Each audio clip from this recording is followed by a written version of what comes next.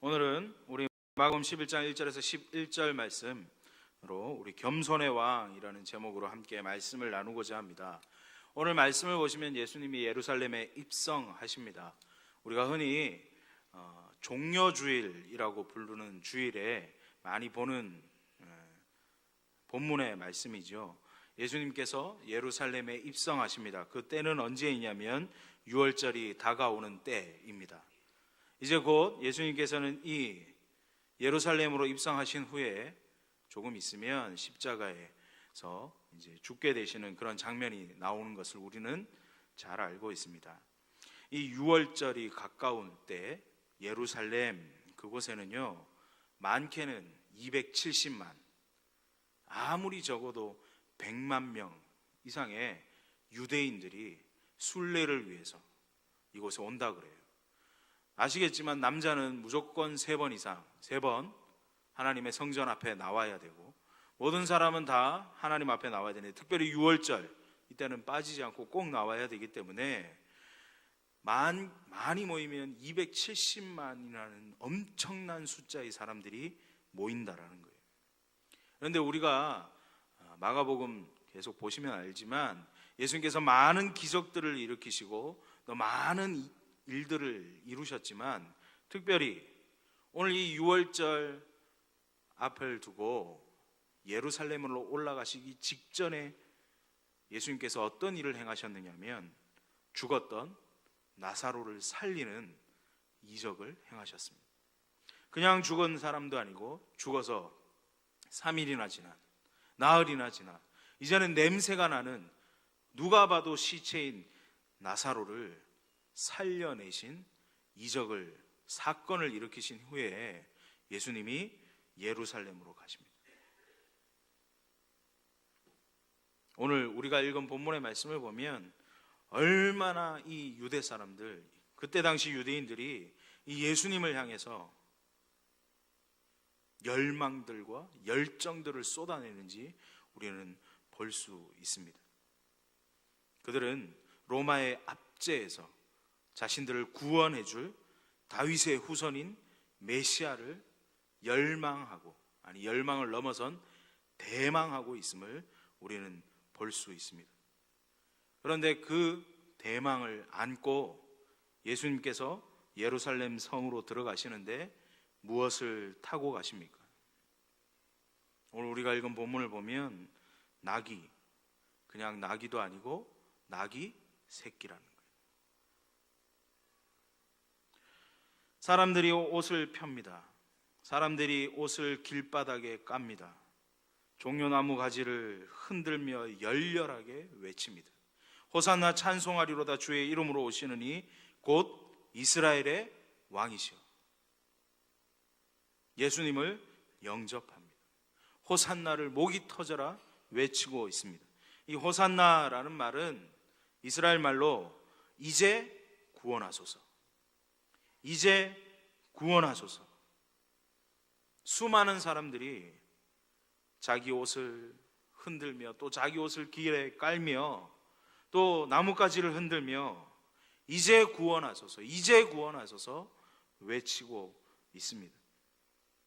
사실 이들의 외침, 오늘 본문을 보셔도 아시겠지만 이들의 외침, 이들의 열망, 이들의 구원은 정치적입니다. 이들의 구원은 군사적입니다. 이들의 구원은 현세적이에요. 그들이 염원하고 있는, 그들이 바라고 있는, 그들이 대망하고 있는 왕의 모습이 무엇인가를 그들의 외침 속에, 이 구호 속에 우리는 알 수 있어요. 로마 당국, 그래서 헤롯 정권, 긴장 가운데 예수님의 입성을 주시하고 있습니다.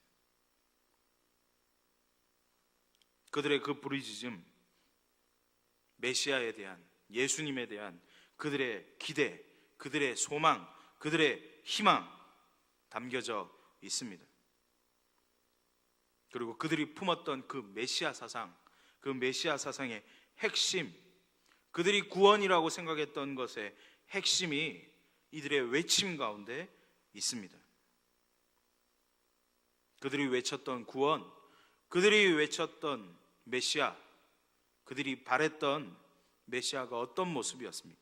그들이 원하던 그리스도의 모습이 무엇이었습니까? 바로 우리 조상 다윗의 나라, 우리 조상이었던 다윗의 나라가 이루어지는 것, 바로 그들이 대망했던 것, 그들이 소망했던 것이 무엇이었습니까? 그들이 매일 아침마다 18개의 기도문을 외웁니다. 그걸 가지고 기도해요. 유대인들은 지금도 해요. 18개의 기도문, 시모나 에레스라고 부르는 이 기도문, 그 중에 14번 그리고 16번 기도문이 뭐냐면, 지금도 그 기도를 하는데, 다윗의 자손들이 속히 번성할 수 있게 해달라. 이게 그들의 기도의 제목이에요. 16번 기도 제목, 예루살렘 성 안에 속히 다윗의 보좌를 세울 수 있게 해주소서. 그들이 예수님을 바라보며, 예수님의 입성을 바라보며 외쳤던 구호, 그들의 열망은 무엇이었습니까? 바로 정치적 메시아였어요. 군사적 메시아였어요. 힘과 능력을 가진 메시아였습니다. 그들이 원했던, 그들이 꼭 원했던 것들은 군사적이고 정치적이고 힘있고 능력 있는 메시아였어요. 그래서 예수님이 나는 예루살렘에 올라가서 고난을 당하고 침뱉음을 당하고 채찍질을 당하고 결국 죽임을 당할 것이다. 그리고 3일 만에 다시 살아날 것이다. 아무리 이야기해도, 아무리 말씀해도 제자들과 무리들 그 의미를 깨닫지 못합니다. 아니, 그 말씀을 들으려 하지 않습니다. 듣기도 두려워하고 싫어했습니다. 오히려 그 말씀을 하실 때, 내가 예루살렘에 올라가서 결국은 죽게 될 것이다, 그 얘기를 하실 때 제자들이 무엇 했습니까? 누가 크냐? 누가 크냐? 엄마 데리고 와서 쟤는 좌편에, 쟤는 우편에 앉게 해주세요. 나머지 10제자들이 그걸 가지고 화가 났어요. 왜요? 나는 그 엄마가 없으니까. 예수님이 하신 말씀 다 상관이 없어요. 관심이 없어요. 그들이 관심을 가졌던 것은 오직 정치적인, 군사적인 힘과 능력, 결국 권력밖에 없습니다. 결국 현세적인 것밖에 없습니다. 자기 눈에 보이는 것밖에 없습니다. 제자들이 그랬는데, 제자들도 그랬는데 그 뒤를 따라오던 무리들이야 어떻겠습니까?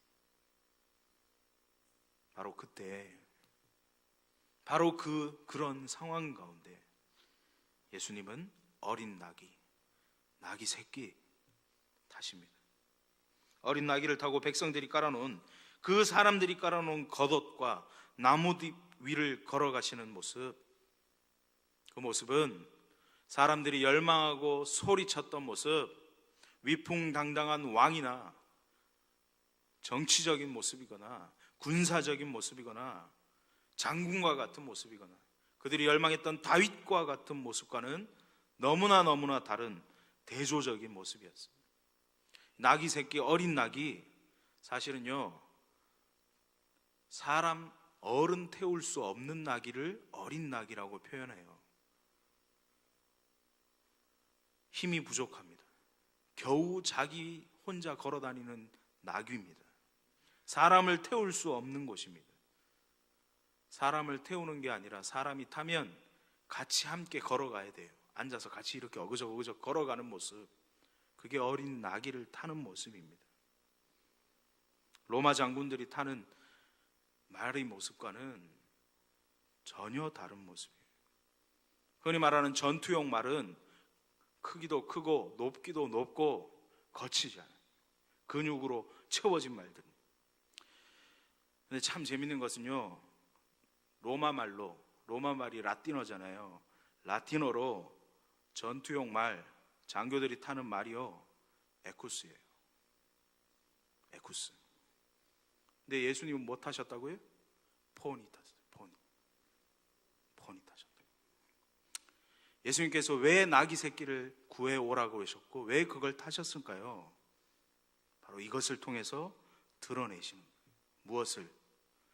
예수님은 전쟁과 힘을 상징하는 말을 타시지 아니하시고 평화를 상징하는, 아니 나약함을 상징하는, 아니 아무것도 할 수 없는 것을 상징하는 나귀를 타심으로 너희들이 원하는 굴림이 아니라 섬김으로 나와왔다는 것을, 로마의 억압으로부터가 아니라, 로마에서의 해방이 아니라, 정치적인 해방이 아니라 죄와 사망의 굴레에서부터 너희를 해방시키실 것임을, 유대 백성 너희만 아니라 온 모든 믿는 자를 위하여, 그들을 구원하기 위하여 칼이 아니라 사랑으로, 이 세상 나라가 아니라 하나님의 나라를 세우러 오신 겸손의 왕이심을 이 나귀를 타심으로 선언하시고 드러내시는 것.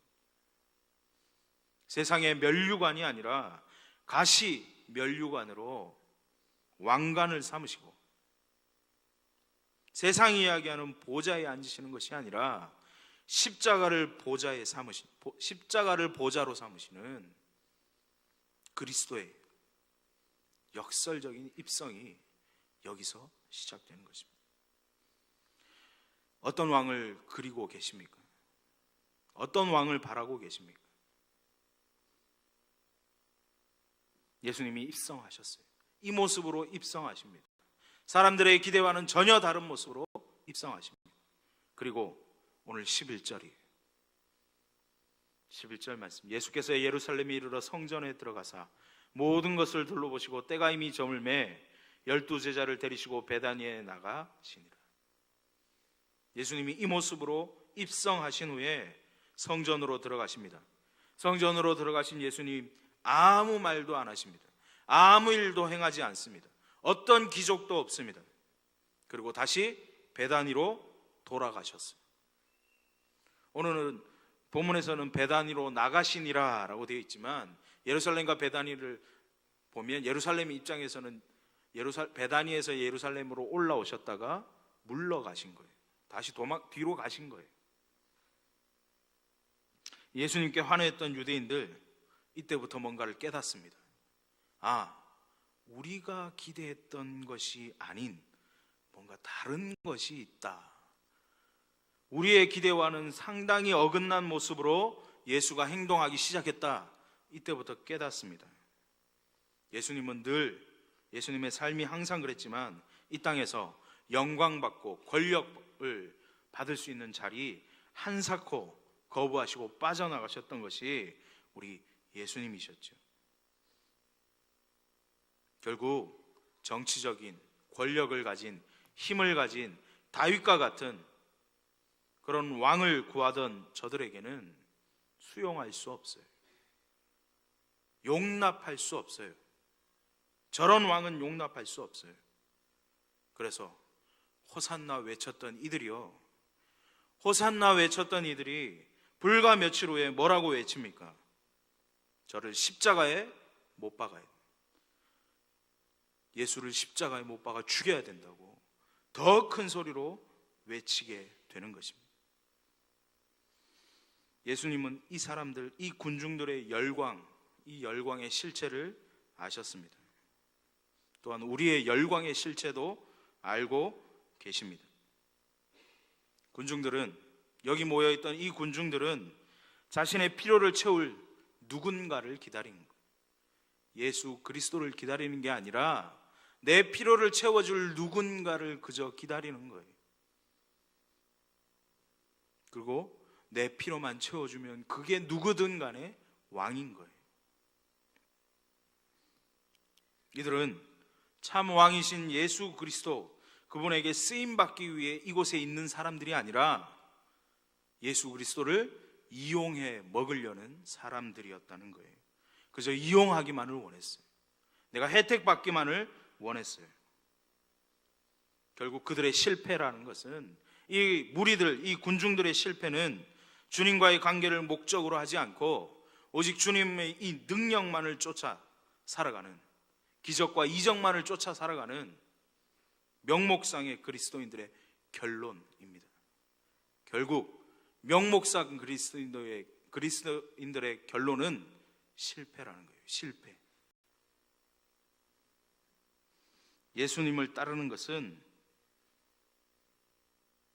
구호를 외치고 소리를 외치고 호산나를 외치고 내 옷을 흔들고 내 옷을 벗어 길에 깔고 찬양하고 춤추는 것이 아니라, 그 구호나 그 찬양이나 그 몸짓이 아니라 끝까지 주님과 동행하는 것이었습니다. 오늘 이 말씀을 보면서 우리는 기억하기를 소원합니다. 나의 모습, 군중의 모습인가? 아니면 주님이 찾으시는 제자의 모습인가? 내가 왜 예수 그리스도에게 열광하고 있는가? 내가 왜 예수 그리스도를 대망하고 있는가?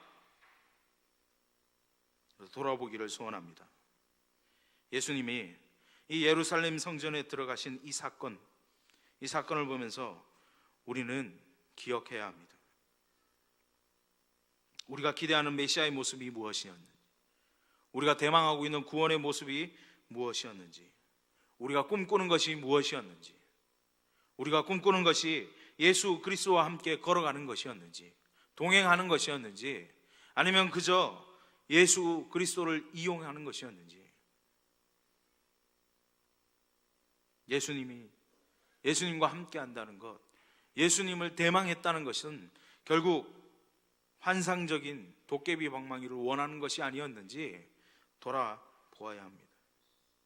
예수를 팔아 부와 권력을 바라거나 혹은 예수를 지지함으로 나도 인기를 얻고 사람들에게 인정받기 위해서 혹시 나도 그 군중의 모습으로 살아가지 않았던가? 내가 대망했던, 내가 원했던 메시아는 정치적인 메시아가 아니었던가? 권력의 메시아가 아니었던가? 진정한 메시아의 오심은 정치 권력도 아니고 힘과 능력도 아닙니다. 진정한 메시아는 우리의 아픔과 우리의 슬픔을 감당하시며 결국 우리의 죄의 문제를 해결하시는 메시아인 것입니다. 한 왕이 와서 우리의 모든 문제를 해결하고 우리의 평화와 풍요를 가져다 줄 것이다 기대했다면 그건 오늘 군중들이 기대한 것이었습니다. 평화와 풍요의 관점, 그 관점이 세상의 관점이 아닌 하늘의 관점으로 변화되기를 소원합니다. 우리가 어떤 메시아를 고대하고 있습니까? 우리는 어떤 왕을 기다리고 있습니까? 우리는 군중입니까? 아니면 제자입니까? 우리가 제자의 모습으로 온전히 세워지기를 소원합니다. 우리가 참 메시아를 고대하는 자로 세워지기를 축원합니다. 기도하겠습니다. 하나님 아버지,